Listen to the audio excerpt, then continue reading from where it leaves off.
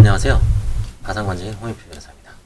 이번 시간에는 잘못된 파산 상담, 제가 지금 아침에 지방에 계신 구독자분으로부터 이제 간단한 문자 메시지를 받고 이제 전화 통화로 이제 상담을 해줬는데 그 내용 자체가 아마 이제 법무사였던 것 같아요. 물론 법무사님 중에서도 개인 파산 잘 하시는 분이 있습니다.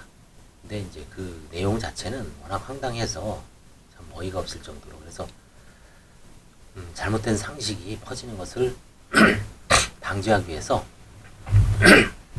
제가 그런 케이스를, 비슷한 케이스를 좀 한번 설명을 하고 실제 어떻게 진행되는지 그걸 한번 보겠습니다. 우리 민법은, 우리 사법은 법인과 개인을 철저하게 구별하고 있죠. 물론 법인 중에서는 1인이 100% 주식을 가진 경우를 1인법인이라고 그러죠. 그래서 그때는 그 개인, 뒤에 배후에 있는 개인에게 책임을 물을 수 있는가. 이게 이제 흔히 말하면 법인격 부인론, 그런 이론이 이제 독일에서, 그 다음에 미국에서 발전되어 있습니다. 그렇지만 원칙적으로는 법인과 개인은 구별을 하고, 이는 파산에서도 마찬가지입니다. 어떤 사람이 법인을 운영하고 있었습니다. 법인을 운영하는데 거기서 이제 채무가 뭐 한 5억, 6억, 7억 정도 됩니다. 그 중에 3, 4억은 개인이 연대보증 쓴 채무고, 나머지는 이제 법인이 거래처. 이런 경우에 법인의 어떤 이제 자금이 이제 형성돼서 거의 지금 영업 끝물입니다. 경제적 위기가 와서 폐업을 앞두고 있는데 돈을 어떤 특정 채권자한테 주면은 편파변제가 되죠. 그렇게 하지 마라. 차라리 그 돈을 받아서 관제인을 갖다 줘라. 법인 파산 신청을 하고. 그 다음에 이제 법인을 운영하다 보니까 법인 채무에 대해서 또 보증도 쓰고, 또 개인적으로 또 이렇게 좀 쓰는 돈이 있어서 결국은 아파트를 팔아도 빚 다 갈고 이제 보증금 천에 뭐 월세 집으로 옮긴 사안입니다. 개인 빚도 이제 한 4억 정도 돼요. 이랬을 때 통상적인 정확한 상담은 법인은 법인 파산과 개인 파산을 별개로 하라. 그리고 법인에서는 그 매각대금, 아니 줘야 될 돈은 법인 파산관제인한테 줘라. 그리고 개인 파산은 별도로 신청을 하라. 왜? 법인과 개인이 어떤 채권자가 다르죠. 그리고 법인과 개인은 구별하고 있습니다. 때문에 별개로 해야 되는데, 어떤 그 상담자가 전문가입니다. 법인과 개인 채무를 한꺼번에 합쳐서 개인 파산만 해라. 법인 파산을 하지 마라. 여기서 좀 전에 말씀드렸듯이 법인 파산에는 돈이 들어가는 건 맞습니다. 5억이 넘으니까 예납금을 700을 내야 돼요. 그리고 변호사비도 한 300에서 700 정도 들어갑니다. 한 1300, 400 벌써 들어가고, 개인 파산 하려면 또 뭐 지방이니까 좀 하더라도 벌써 1000만 원이 훨씬 넘게 들어갑니다.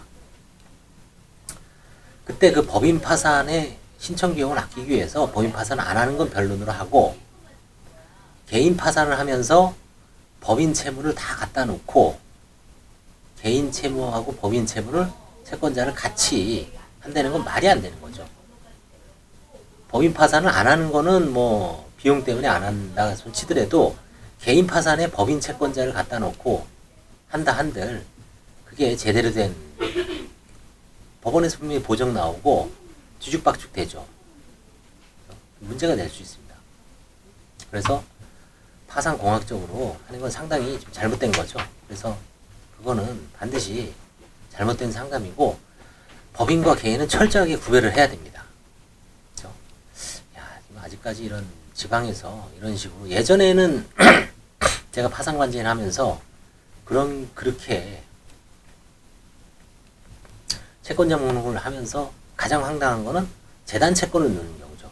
조세, 국세, 지방세, 4대 보험이 들어가는 경우가 간혹 있습니다. 이거는 이제 뭘 모르는 뭐 법무사나 사무장, 변호사가 그렇게 할 수는 있고, 그 다음에 이제 조사하다 보면 법인 채권을 갖다가 때려박는 경우가 있습니다. 개인인데. 그런 경우도 좀 이제 나중에 채권자 목록을 수정하라고 하죠. 설사 뭐 수정 안 하고 그대로 면책이 확정돼도 법인 채권자한테 면책 효력이 미치지 않죠. 그렇죠? 그래서 그분은 이제 뭐 그치 돈 들여서 법인 한 1,300, 400 들여서 법인을 할 필요가 있냐.